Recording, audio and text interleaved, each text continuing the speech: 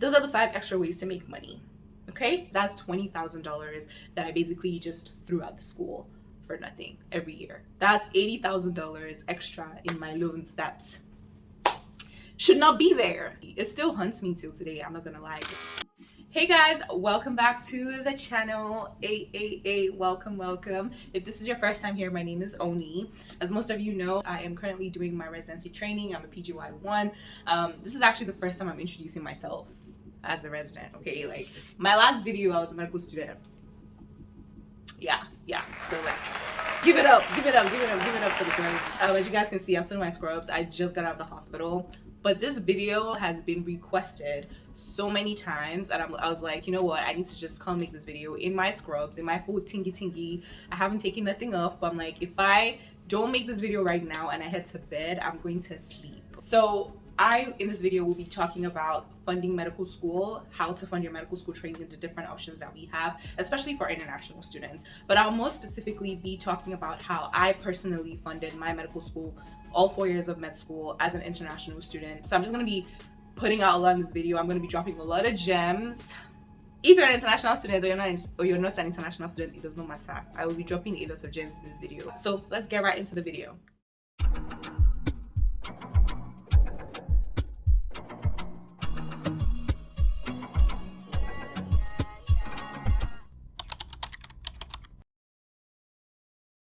My very first YouTube video was actually on this topic. If you haven't seen that video, please go watch it. I believe I made that video like 3 years or 4 years ago, and up until now there isn't really much that has changed, unfortunately, as we're still dealing with the same things 3 to 4 years after. There's just I wish I could tell you to just go on this website and you're able to see ways to sponsor your medical training, easy peasy lemon squeezy. I really wish I could give you that, but it's just not an option that we have, unfortunately. What I'm going to try and do in this video is pretty much expand on some of the options that I laid out in that video and things that I've seen other people do now that I've completed medical school. Honestly, let's just take this back. Let's just take it all the way back.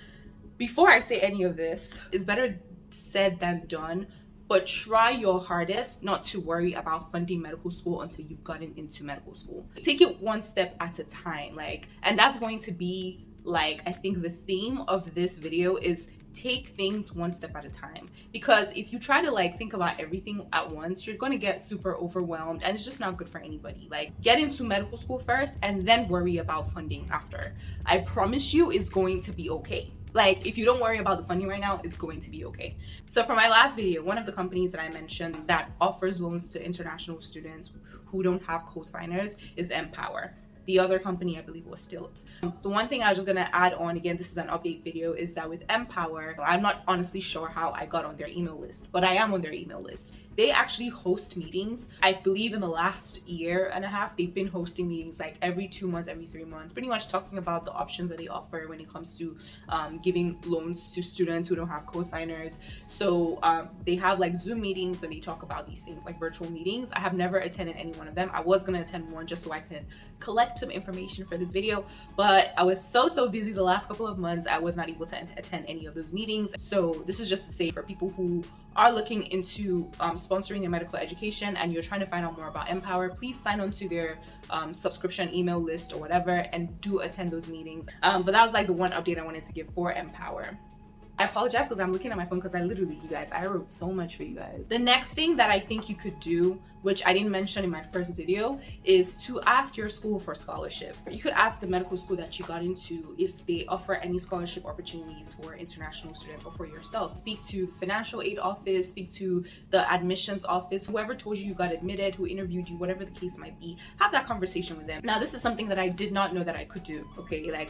I was so excited to have gotten into med school. I was just literally dancing with the wind, okay? I didn't want to talk to the school about aid. I'm an international student, I just got into med school. If I make these people for a second believe that it's going to be hard for me to pay these fees, they're probably going to take back the admission. Lies. Those are the lies that I told myself. I don't even know where I pulled that from. But that obviously comes from fear, and I know a lot of people have felt that. Don't feel like that. Talk to your school. They literally admitted you for a reason. You were literally picked out of thousands of people who applied. You have to believe in yourself. You have to have that confidence. Like, they actually wanted you, and that's why they picked you. Like, there were thousands of other people. Why did they pick you? And I haven't actually heard of any medical school that has taken back an admission for a student asking questions. So you are not risking anything by asking them. The worst that they could say is, no, we don't have that option for you. They could say yes, and you could probably get some money off. So the reason I say this is because I have worked with mentees too who were able to get, like, some of them got like full ride, full scholarships, and some of them had like a huge amount off because they brought it up to their, you know, advisors, whoever, the dean. They had a conversation, and they had money taken off. Especially if you feel like you're competitive and you got into several schools, talk to all the schools and see which one is going to offer you the best aid. Even if you feel like you're not competitive and you got into one medical school, my sis, my bro, they still picked you out of thousands of others. You are competitive, so speak to them and see what they can offer you.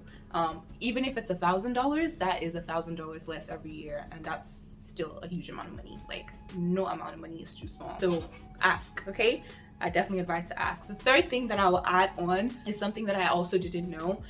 If you happen to get into a med school that is in a state where you've lived, you can actually ask for in-state tuition. And this is something that I didn't know, because in my head I'm like, well, if I'm an international student, I'm automatically out of state and don't qualify for like any type of in-state tuition, right? Well, that's false. If you've actually lived in a state for, it depends on the state, so you have to do your research on that and also on what the school says. For example, I went to school in Jersey, and in Jersey, in the medical school that I went to, if you'd lived in Jersey for a year, you qualify for in-state tuition. And I had lived in Jersey for exactly 1 year prior to starting medical school, but I did not even look into it because I'm an international student, so automatically I'm out of state. I didn't realize until 2 years in, and I was like, wait, this was on the paper. Like, they literally said if you lived here for a year, you could qualify for in-state.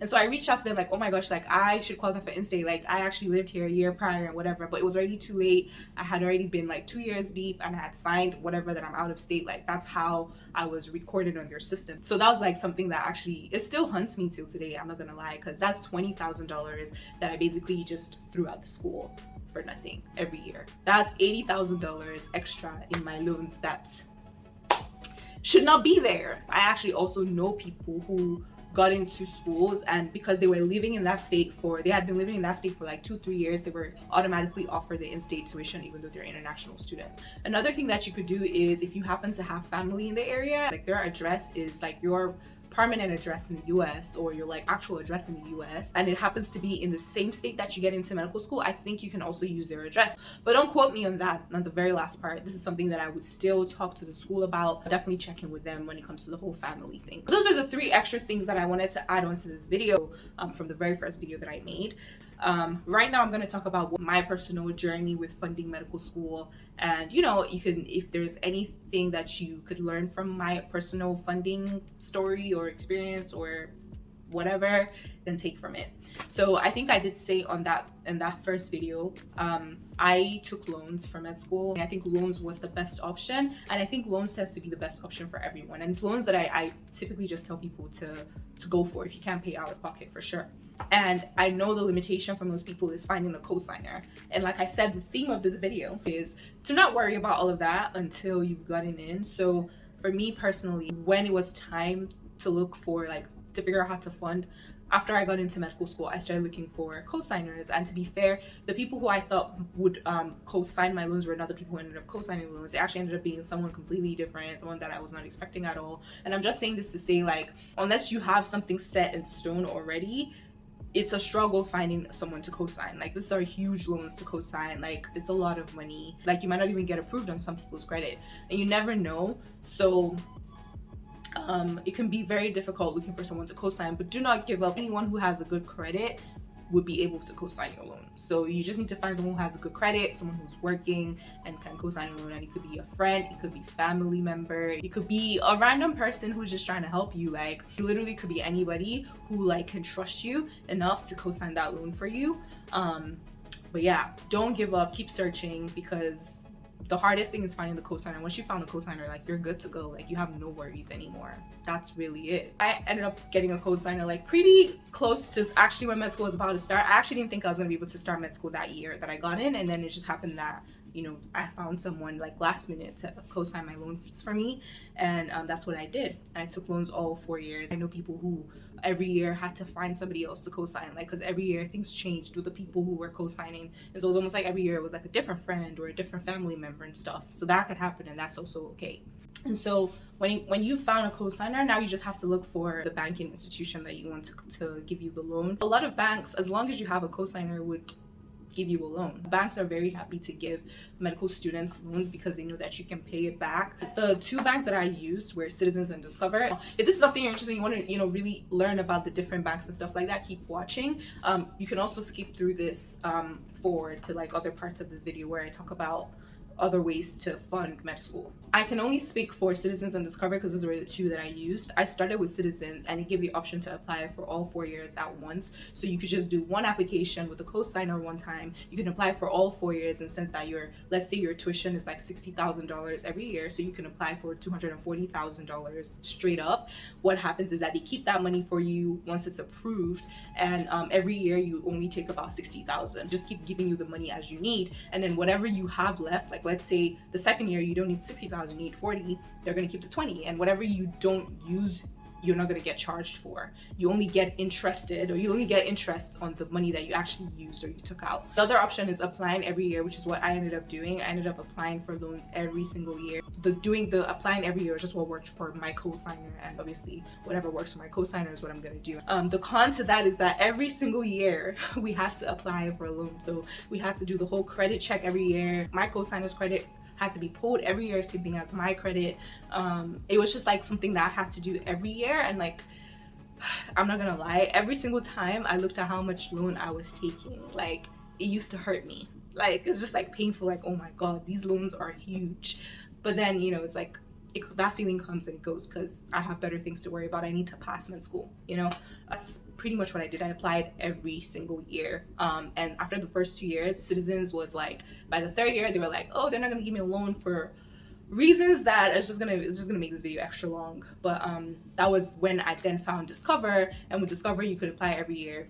The difference between Citizens and Discover is that with Citizens, you can actually, when you apply with Citizens, you and your co-signer have to apply together. So if there is a situation where you don't have a co-signer, you can't apply for the loan because you need the co-signer to apply with you. Versus Discover, you could actually apply for the loan and they would have that in process until the co-signer has applied. So if something was to happen to your credit, score at some point, because you've already been approved for that loan, it's not going to affect you because you've already applied. This is like just extra information, but I prefer the option of being able to apply and then waiting on my co-signer. If I didn't have a co-signer, if I needed my co-signer to sign, I just wait on him or her to finish co-signing.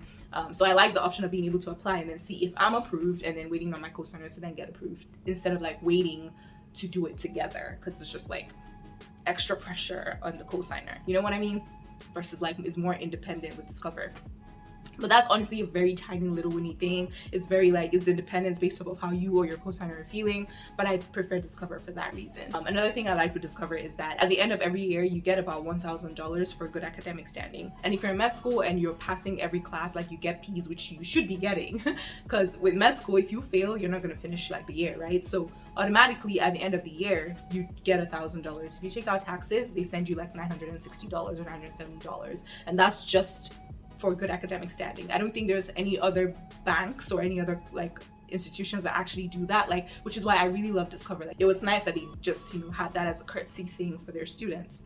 Aside from that, by the time you're done with med school, Discover is actually pretty chill about repayment. I haven't started my repayment or anything like that, but this is just from like people that I've spoken to. They're a lot more chill when it comes to repayment. You can like negotiate with them. They really do understand the struggles students have to go through as compared to other companies that I've heard of, like Sally Mae and Citizens even. So I think it's a really good company. I would definitely vote for them. And then just to add on, when I got my loans from Citizens, I opted with the option to start paying back interest. You can choose to start paying a certain amount every month, like the interest every month, or the interest and the principal every month, or you like choose to defer and not pay anything. So you can take the loan and you don't have to pay anything until after medical school, and then you can defer it until after residency.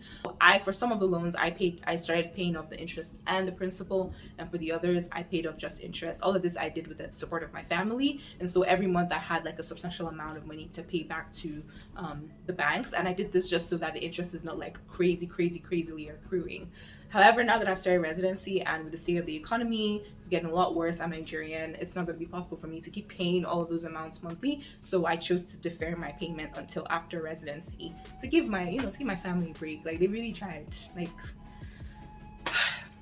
they've tried. So that's what I did, and so I'm just going to put that in deferment. And if I have time or I'm able to save up any money for residency, then I'll probably put that into loans. But it's not something that I'm like stressing about that I have to pay every month.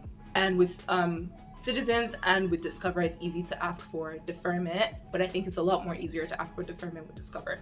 So just my experience, take that with a grain of salt. Okay, and so with the loan application process, once you've gotten your cosigner and you've decided on what bank you want to use, and you've decided, how you want to repay and all of that stuff, then honestly the only thing you wait for is to get approved. You get your interest rates, and then you get your loans, and so the loans then get disbursed to your school. The school then decides how they're going to take that money. So for example, if on your cost of attendance it says $100,000 for the year, then you can take up to $100,000. And what's going to happen is the school is going to divide that into two. The first $50K goes to the first semester. Let's say tuition and fees for that first semester is like $40K. They're going to take $40K and they're going to send you $10K. And from that $10,000, you can use that for your rent for the semester, your feeding for the semester, books, whatever expenses you personally have, like transportation, insurance, bills, like whatever you're going to pay for comes out from that $10,000. And then when the next semester rolls in, usually around like January, like first week of January or last week of December,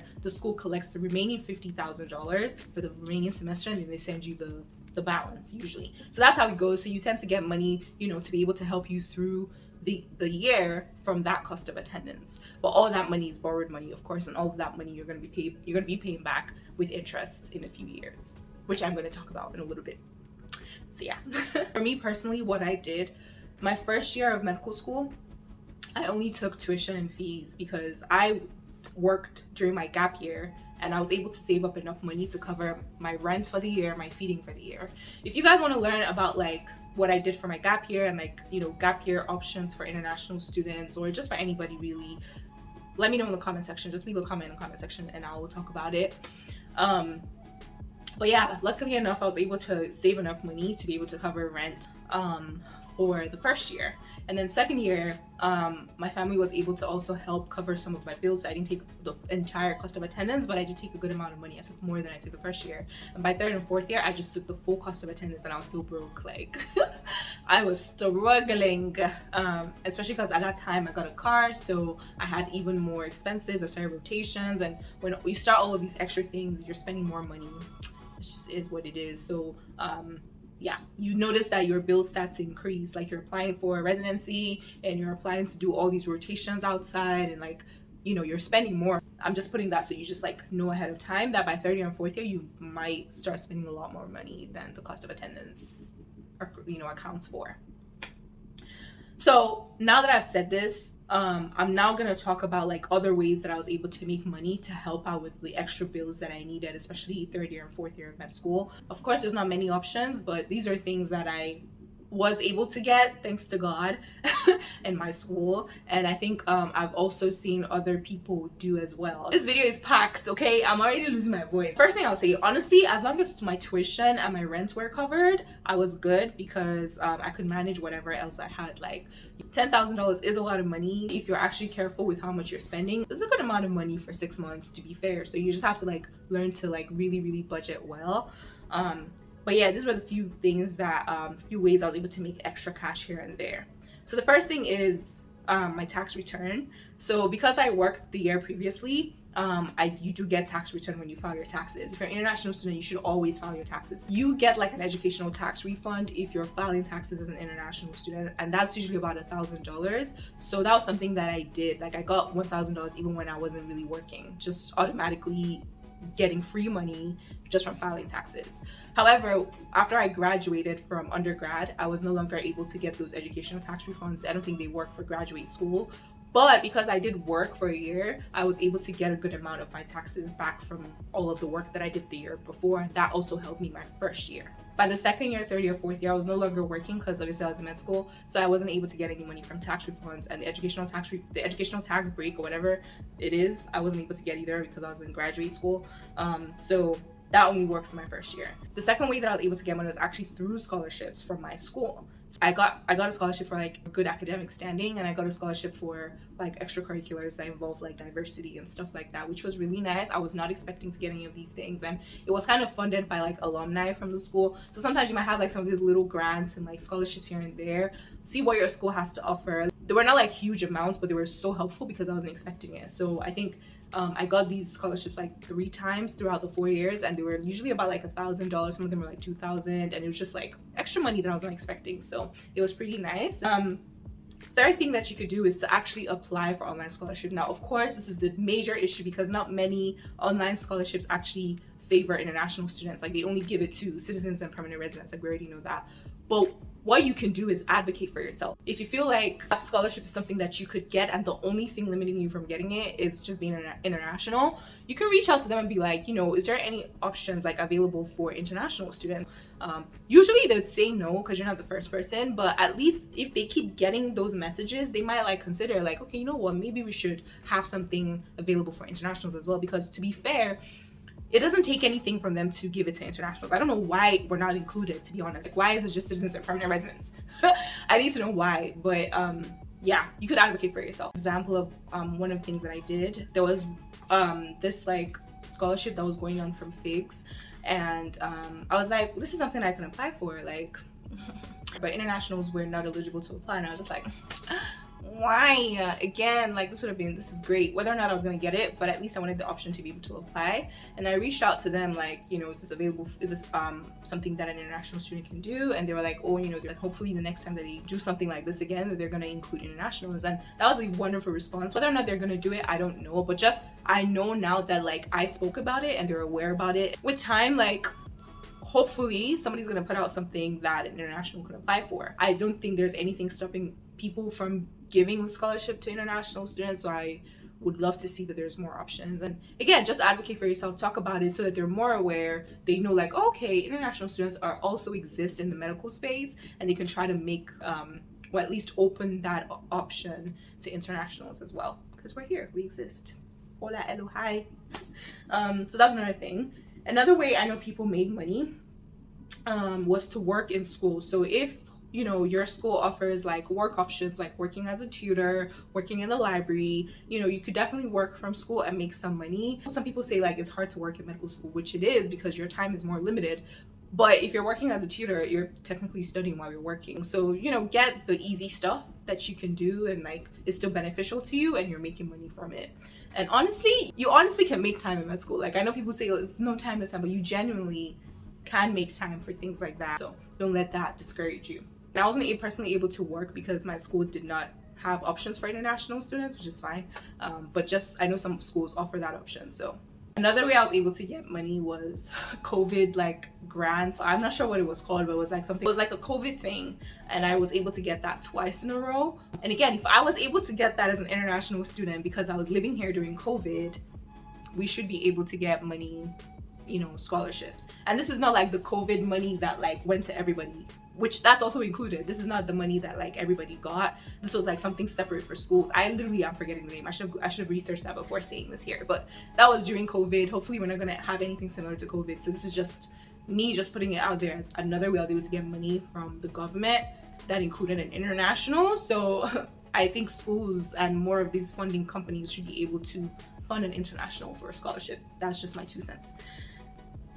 Those are the 5 extra ways to make money.